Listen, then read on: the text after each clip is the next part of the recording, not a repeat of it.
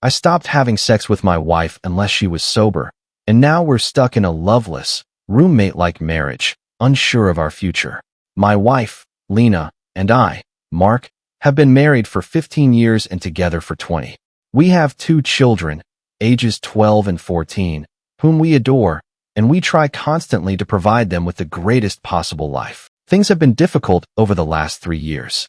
I recognize that our children take a lot of our time and resources with school, band, sports, and extracurricular activities. I am aware of the toll it may have on marriages. However, for the last 3 years, Lena and I have had very little closeness or intercourse. We've been attempting to work on that aspect of our relationship, but the last year has been the most difficult by far, the darkest year of our marriage. We seldom spoke and eventually became roommates, co-parenting under the same home. It was gloomy and discouraging, prompting us to consider divorce. Things became so dark that the entire home turned dismal. We sought aid through individual and couples therapy, which seemed to improve gradually. We began having in-depth conversations about what our marriage looked like and what we hoped it could be. Then things got tougher. Lena told me she was no longer in love with me, but simply saw me as a best friend and loved me in a platonic way.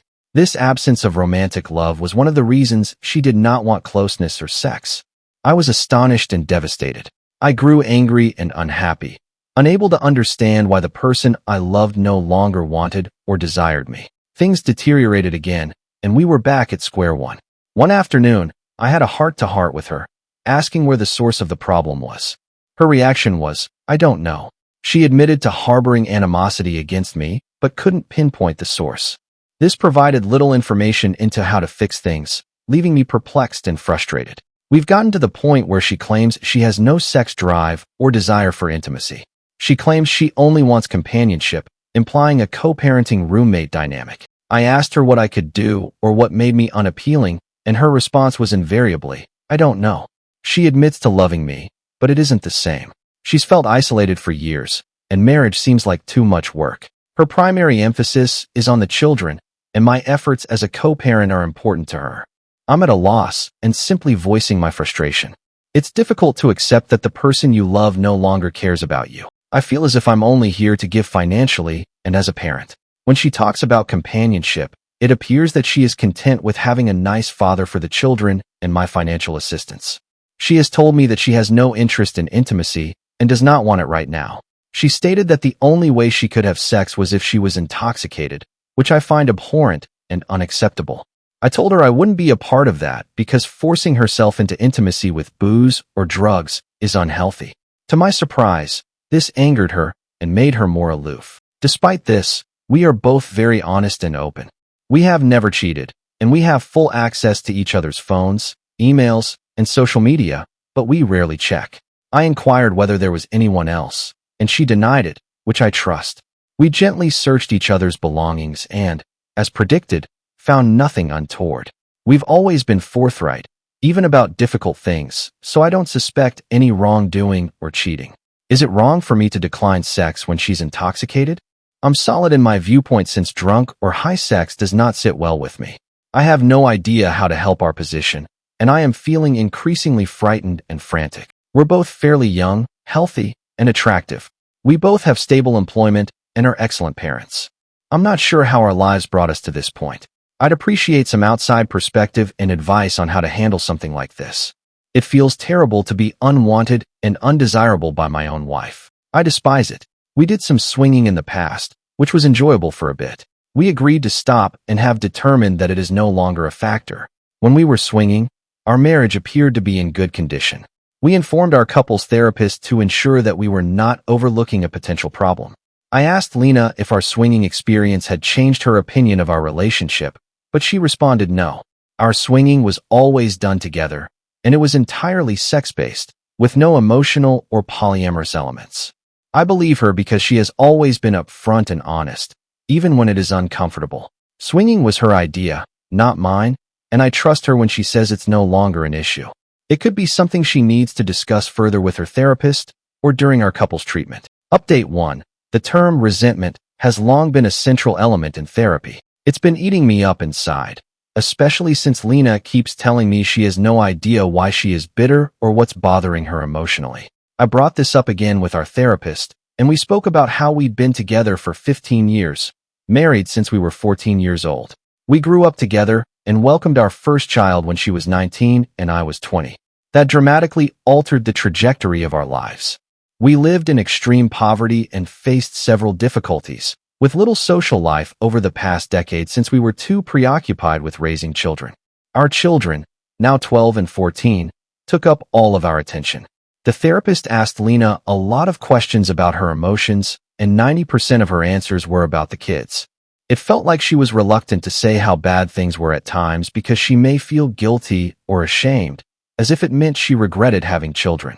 I brought this up during the session, and the therapist pushed her to look at things from a more personal perspective rather than just as a mother. This was an eye-opener. Lena stated that she was frustrated that we had lost out on so many life events. She was clear, though, that she didn't miss out on other relationships, dating, or partying, but she did feel like she had lost all of her friends. This was huge, as one of the most difficult aspects of our lives has been how secluded we've grown while raising children. I reminded her of the importance of friendships and how she should prioritize herself and her social relationships. For the past 3 years, we've talked about the importance of friendships, particularly with peers who can help us negotiate life's problems or just provide us joy. Lena always avoids this, despite her desire for external stimuli. Her children have always been the reason she hasn't invested in friendships or herself. At this point in the conversation, it was evident that many of her complaints were related to the children. I inquired whether she was upset with me because I got her pregnant so young, and she responded no. She admitted that it was illogical to blame me because it takes two to tango. I saw this as progress since it provided us with something to work on. We agreed to devote more time to nurturing friendships, both jointly and individually. Toward the end of the session, we addressed next moves. It was still unknown what would happen. I was forthright in asking Lena what her plans were. I had decided before the session that if she insisted on the co-parenting roommate scenario, I would turn 180 degrees and focus on myself. She essentially repeated the same thing. She doesn't want closeness or sex with me right now, but she loves me and feels horrible about not being there for me. As I said in my initial post, I brought up the brief swinging encounter, and she assured me that it was not an issue. I agree with her. It was a mechanical solution to a problem that did not exist at the time. We tried it, agreed to quit, and went on. I also mentioned additional life situations that could have produced animosity, but we didn't make much progress in determining the fundamental cause, which was frustrating. I immediately told Lena that I would not be okay with the arrangement. I informed her that I had done everything I could and that this matter no longer involved me or required any more action on my side. I was quite clear that I would not tolerate this dynamic and that I needed to be with someone who actively participated in our marriage, worked toward resolutions, and was interested in sustaining an intimate and sexual relationship. I made it plain that I was not going to be a convenience or just a roommate and co-parent. I told her that I loved her and wanted this to work, but that I would only stay committed to the marriage if she was as devoted. If she wasn't, I wouldn't continue in a relationship where my efforts weren't appreciated. I assured her that I had no plans to leave or seek a divorce, but if this dynamic persisted, divorce was unavoidable. Of course, there were tears, and the session ended on a gloomy, unhappy note. Nothing was addressed, and I left feeling discouraged, determined to begin the 180 approach as soon as possible. The 180 method necessitates maintaining distance while remaining cold and transactional, which is unpleasant, especially since this dynamic was already chilly and transactional. I started following the 180 tactics the same day, informing Lena that I would respect the roommate and co-parent dynamic without complaint, but she should know that I wasn't happy and would never be okay with it. I also told her that if she didn't want to put in the effort, I would stop working on it. She agreed and retired to bed. I began establishing distance, focused on myself, and keeping conversations brief and transactional. When she requested assistance with personal matters, I declined, which surprised her. She was outraged, accusing me of being juvenile, but I emphasized that she was now accountable for her own life and difficulties. We didn't talk much during the next 3 days, just when absolutely necessary. During this time, she grew visibly concerned and stressed, but I resisted my natural want to console and assist her. She cried one night, telling me she was stressed and worried about me because of my indifference. I reminded her calmly that she had chosen this dynamic and that I too was taking care of myself. It's been difficult to be cold and distant since, as I've indicated, I adore her and want to touch and console her. However, I knew this could be manipulation on her part to keep me in the friend zone, so I remained the course. Now, a week into the 180 method, I've noticed a lot of changes on her end. I believe she is coming to realize that I am more than just a co-parent and buddy. A few days ago, I texted her a bill breakdown and a 50-50 split on our financial responsibility. She was enraged, calling it out of left field. I said that friends split everything 50-50ths, and as her friend, I expected the same. This made me realize how much I'd been taken for granted.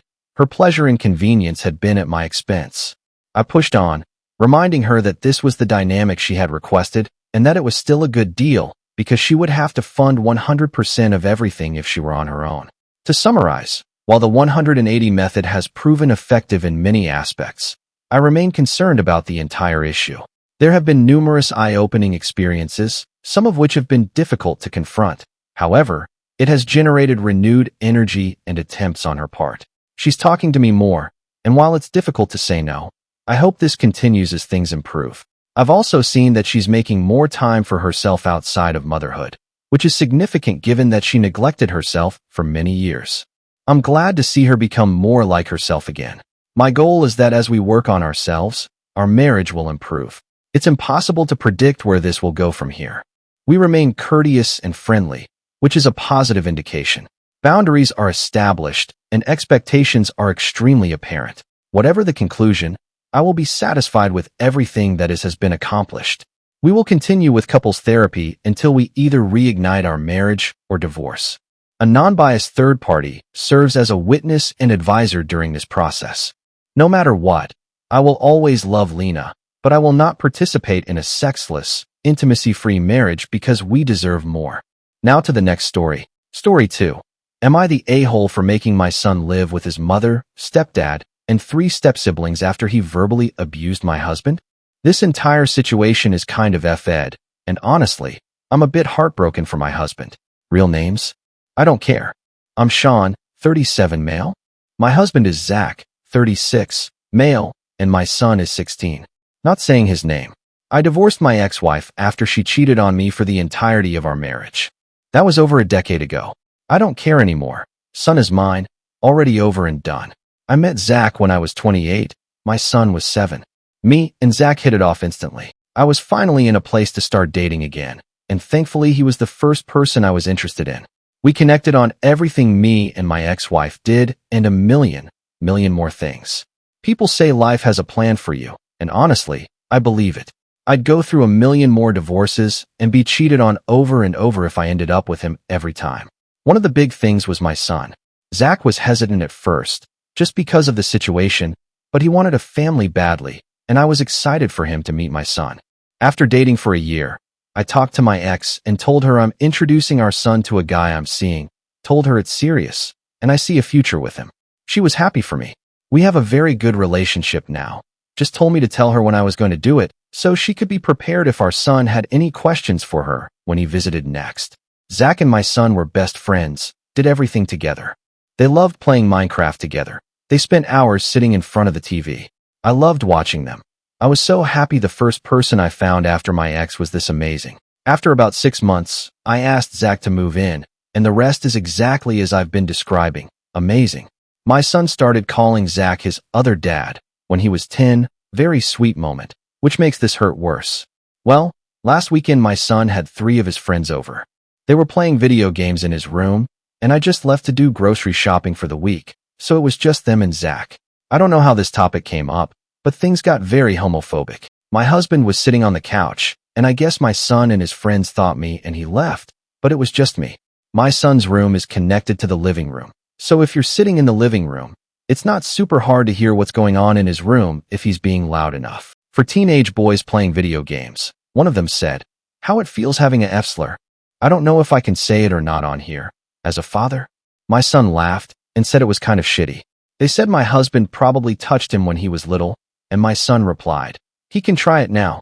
He'll get his ass beat." So, not even being a dick to Zach, but now also threatening him over something we all know he would never do.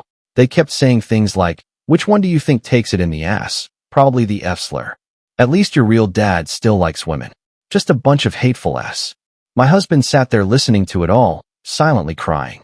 Also, Zach has spent a good 4 hours a day at the gym for the last 3 years, so I don't know who's getting their ass beat, but it ain't him.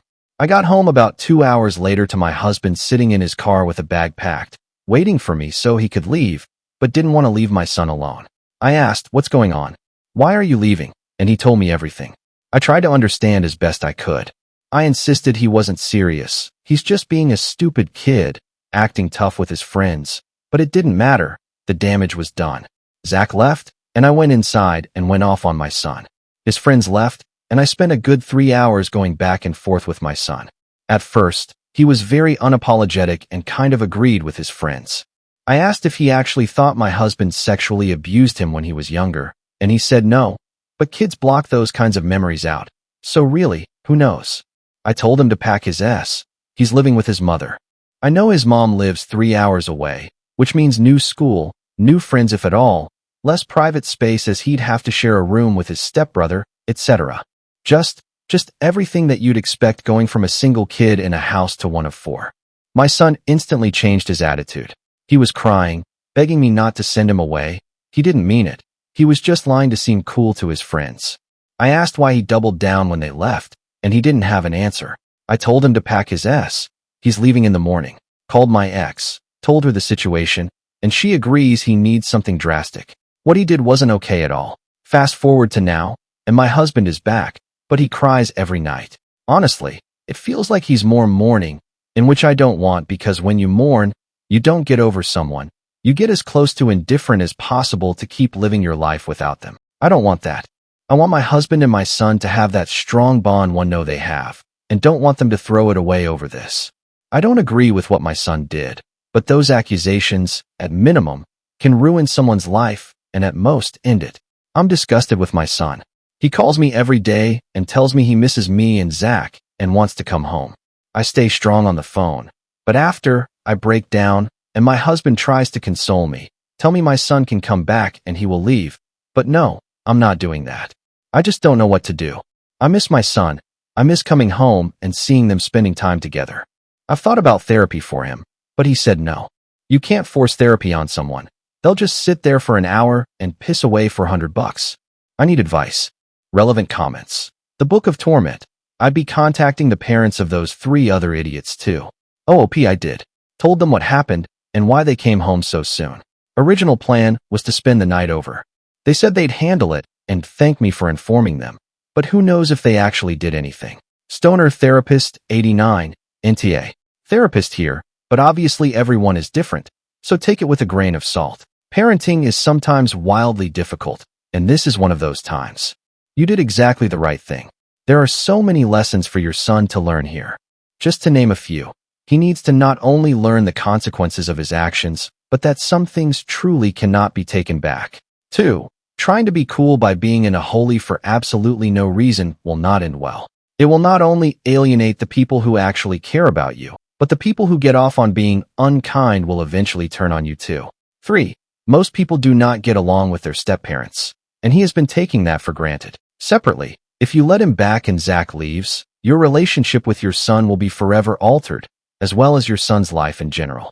All the love Zach has for him and their connection can be repaired once he gets his head out of his A. If Z leaves, your son will know he ruined his father's relationship for the rest of his life. The guilt and resentment from that can cause huge problems later on in life. This can be worked on. It can be resolved. I strongly suggest making family therapy a requirement for moving back into the house, with an LGBTQIA+ friendly therapist who can get down to the root of how harmful this was and make him understand that. Individual therapy is also a great idea, but family dynamic stuff needs to take priority. Edited to correct names. Grimwall. This is great advice, but considering the man alleged he was possibly a pedophile, OP's husband clearly isn't going to risk his future on someone who is capable of being that callous. I wouldn't either. This is fixable, but it doesn't mean it will be. It's not any different if a blended family comes together and the daughter accuses her stepdad of touching her. There was literally a post 2 months ago about this exactly. He moved out, divorced the mom, and refused to stop the divorce once she confessed her bio dad put her up to it, so he could be with the mom. Kid thought dad would come back if it happened. Newsflash, he didn't. That said, everyone told him that his future wasn't worth risking. It just because he didn't get a full-on accusation and a police investigation doesn't mean he should be asked to risk it. I'm saying the same here. Zach said he would move out if the son came back. I think we are likely beyond counseling, at least for a while, certainly not while he's a minor. There is hope in the future though, and this is the way. Neat pin 6522. Absolutely, NTA. Your son is old enough to know what he said is wrong, and he also chose being cool to his friends over his stepdad, who has shown him nothing but love and support for more than half his life. Everything we say and do has a consequence, whether good or bad, and no one should be exempt from those consequences, even when it hurts. It's the pain that teaches the lesson of how powerful our words and actions are. With that said, the consequences can be taken further to ensure that your son learns this valuable lesson. I think you and Zach need to sit down and make a list of things your son needs to accomplish this year while with his mother in order for Zach to feel comfortable with your son moving back at some point. Some examples. Volunteer in some sort of LGBT program for teens where he has to directly interact with them one-on-one. Counseling. A letter of apology to Zach and a separate one to you. A sit-down, probably over Zoom, with you guys, him, his mother, and her partner if she is one, where all his parents discuss how wrong his choice was, the real-life consequences to Zach that could have happened, how he broke trust with Zach, and so on. He needs to see all of you adults band together on this, so he can get it hammered home that you are united in this. Anything Zach personally requires from your son in order to move forward.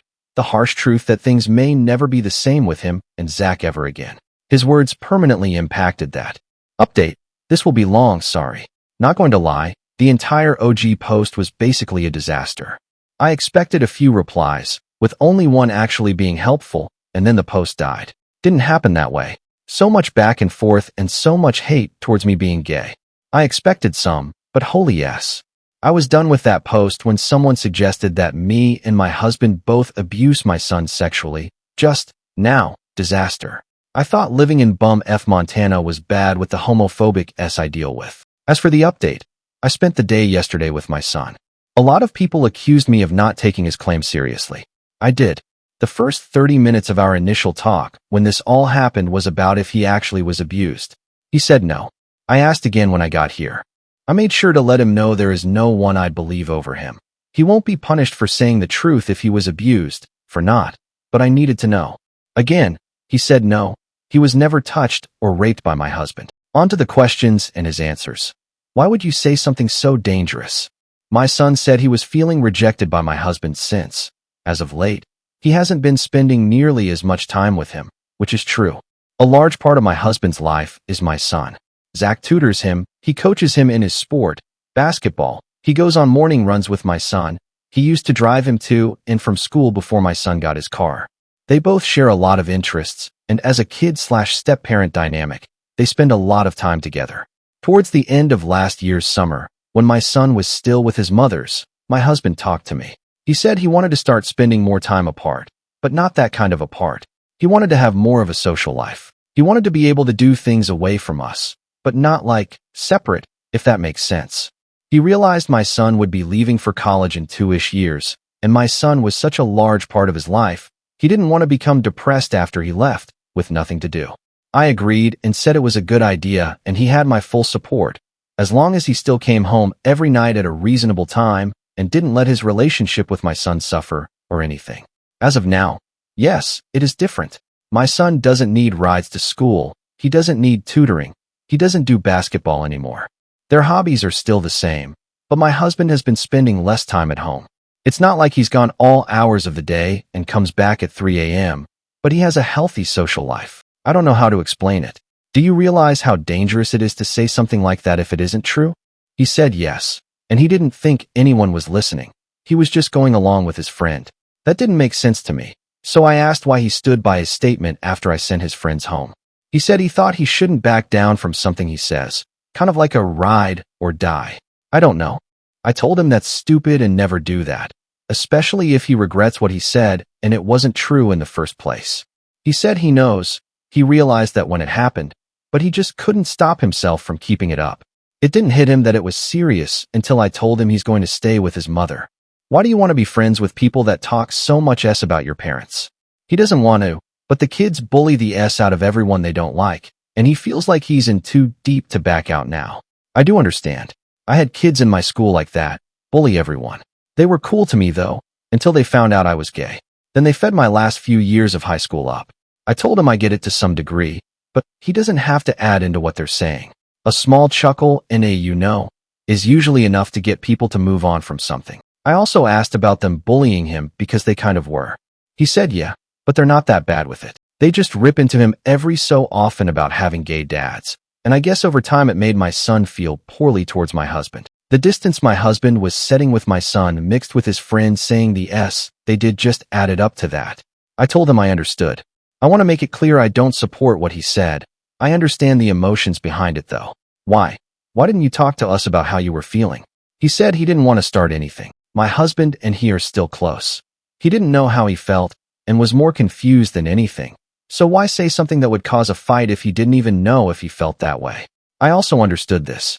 At this point, I think this is just one miscommunication after another. Open dialogue would have prevented all of this from happening. There were a lot more questions, but me and my ex ended with, do you actually feel remorseful for what you said, or are you just tired of sleeping in the same room as a 7-year-old? He's actually remorseful. Told me even if he was staying there all year, he would still feel terrible over what he said about Zach. Reassuring him again, if anything did happen, now is the time to speak, and I will believe him. Again, he said no. He started crying, saying he just missed us. Emotional moment, we hug.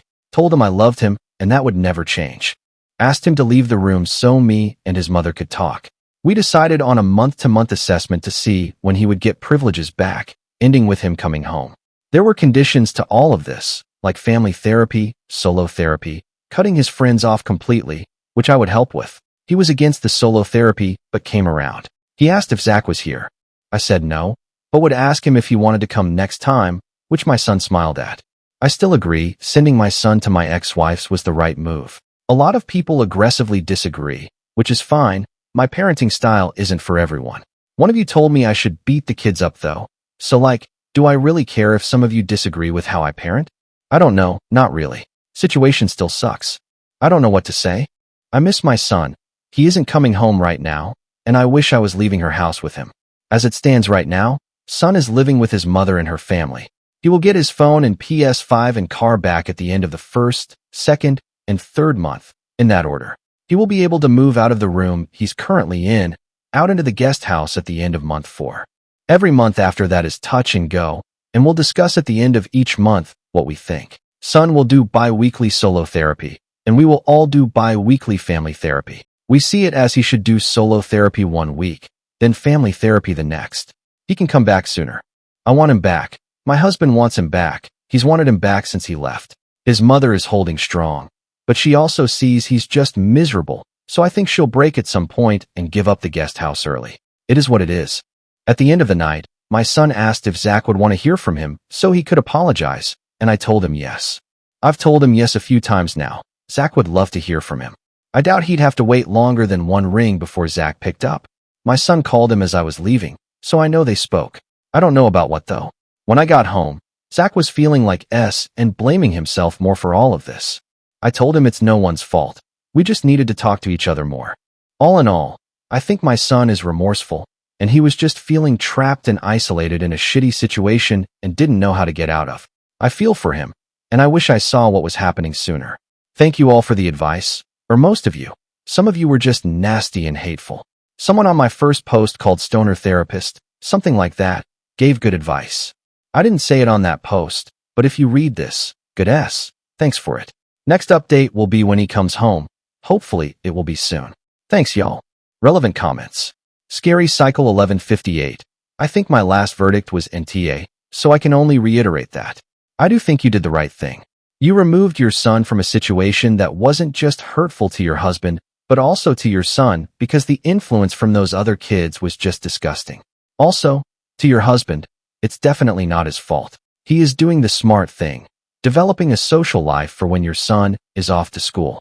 Did you talk to your son about why Zach was spending less time at home? Did he understand that it was so he wouldn't be as miserable once your son is out of the house? Avocado underscore Mr. 284. With what Zach did, the issue isn't that he chose to develop a social life. That's smart of him. The issue is that he pulled away from this kid he had a very close parental relationship with and gave him no warning or explanation. That's going to make any kid insecure and unhappy. Sure, Opie could have explained this to his son, but honestly, in a perfect world, since Zach and the son were so close, he would have done this himself instead of being shielded by Opie and would have known to do this.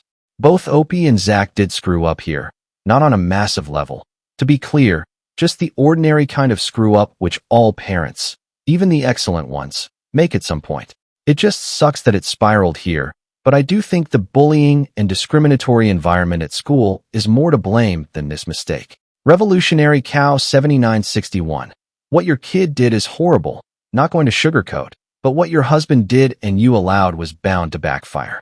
Who the hell ever heard of pulling away from your kid because he'd be going to college in a couple of years and your husband didn't want to feel sad because he would miss him so much when he left? For God's sake, your husband needs to grow emotionally. Way to cause your kid to have a breakdown because he suddenly feels unloved and doesn't know why. I'm sorry, what the kid said was reprehensible, but if anyone is to blame here, it's the parents for being idiots and thinking this would ease your husband's feelings of loss because the little boy is growing up. He basically abandoned the kid with no explanation and pulled away. What did you think the end result would be? Consider yourself lucky he didn't go hog wild bad kid. I'm sorry this comes across as mean, but I just can't get over doing this to a kid. Prompt number 20857. This is one of the most extreme punishments I've ever heard for a kid's first offense. This kid was getting teased because of his parents and was never coached on what to say, and now they are punished for 4 months because a parent overheard and didn't realize the child was a victim too. OOP. I never said this was his first offense. Most recently, he asked a girl out.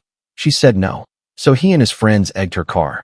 This is his first offense as in accusing someone of assault when it wasn't true, but I feel like that's a pretty serious thing to do and not common, so I don't know. I doubt he will be gone for 4 months. Prompt number 2857. He didn't accuse Zach of abuse. He was deflecting so he wouldn't be ridiculed. He was in a position he wasn't prepared for. I know you don't want your son ridiculed and teased about being gay at school, because that's likely what would have happened if he took up for Zach. Now for egging someone's car, that's a physical, not just words among friends, and deserves a harsher punishment because that's assault and vandalism. Mighty fine hotcakes. Thank you, stoner therapist, from a fellow psych graduate. My comment was very blunt and saying y'all need to do the hard thing and go to therapy. Good job on being parents. It'll take time, but it will be time well invested for the well-being of your family. Stoner Therapist 89. Reading the feedback on my post was so interesting. Gotten everything from being called a hero to you're the worst therapist in the world. So as I said, very interesting. Thank you for watching. If you haven't subscribed yet, please do so and hit the notification bell to stay updated with more shocking real-life stories happening around you.